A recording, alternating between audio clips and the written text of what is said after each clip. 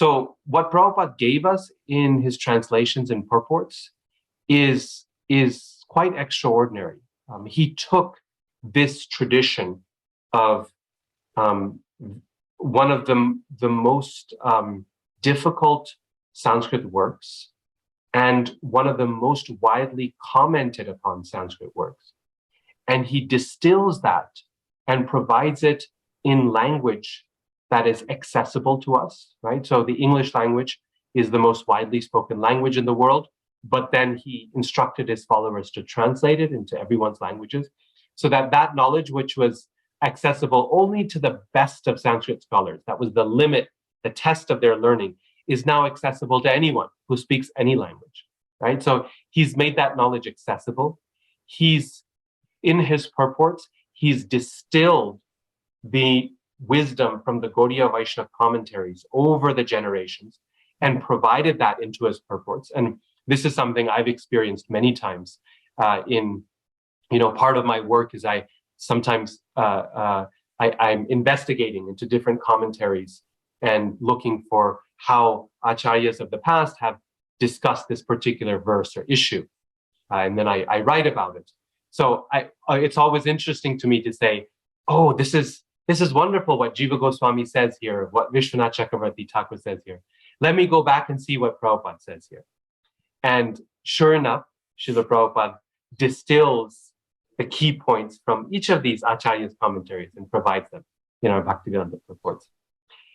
And then finally, then he takes that knowledge and he applies it in to a modern context, right? He takes their examples.